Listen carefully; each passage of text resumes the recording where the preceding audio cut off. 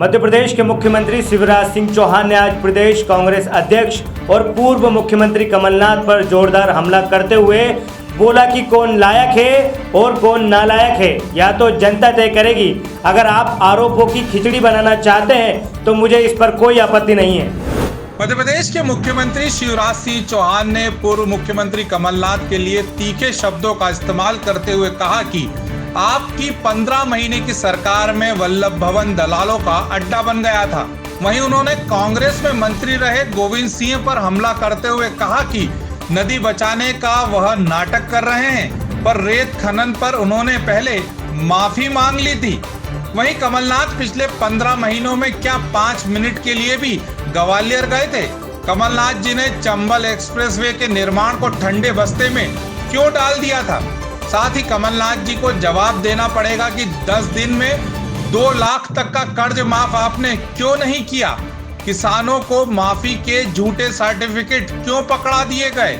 आपने किसान सम्मान निधि के पैसे किसानों तक क्यों नहीं पहुंचाए? साथ ही 4000 बेरोजगारी भत्ता जवानों को क्यों नहीं दिया गया था? बेटी के कन्यादान के 51,000 रुपए किसने खा लिए? यह बताओ, लोगों के अंतिम संस्कार, कफन, लाडली लक्ष्मी योजना के पैसे आपने क्यों नहीं दिए? साथ ही मुख्यमंत्री शिवराज सिंह चौहान ने कमलनाथ पर कई प्रश्न खड़े किए और कहा कि मुझे गलत कहने से पहले इन प्रश्नों के उत्तर दीजिए। और कमलनाथ जी अगर कीचड़ी उनको अच्छी लग रही है आरोपों की, मुझे कोई आपत्ति नहीं है। कौन लायक है कौन नालायक है ये तो जनता तय करती है।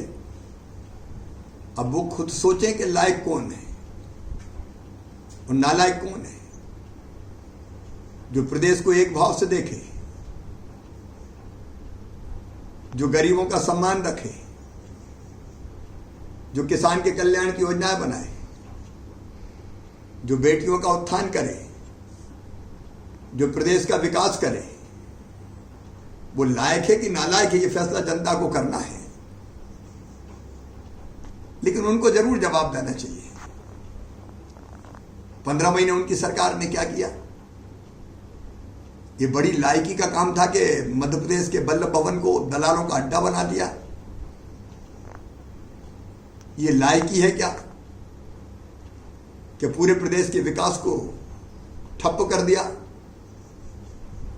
ये लायकी है क्या कि पदों के वहां रेट लगते थे सरकारी? ये लायकी है क्या लूटने के लिए विभाग बांट लिए गए थे?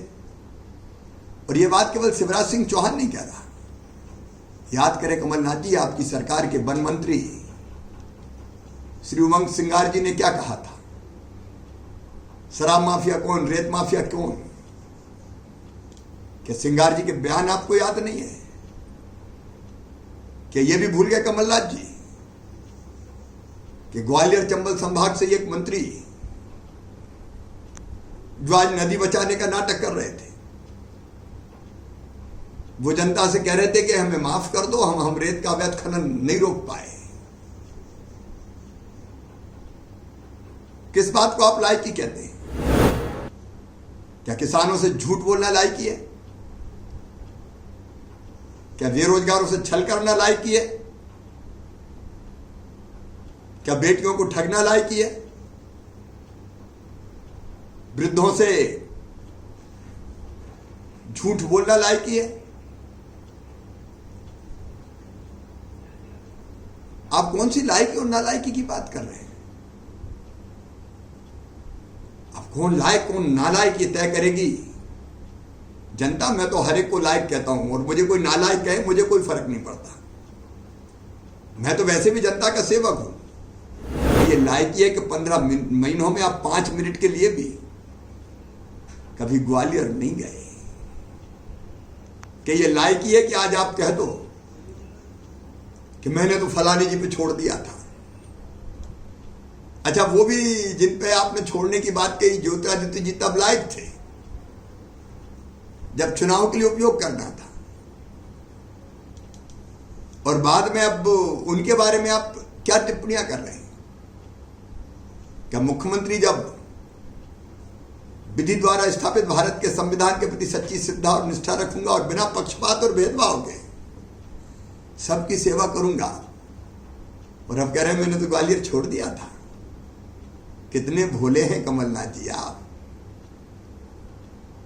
और जनता इस भोलेपन को मान लेगी? बताइए, लायक पूर्व मुख्यमंत्री, जरा योग अस्पताल के निर्माण को आपने क्यों रोका?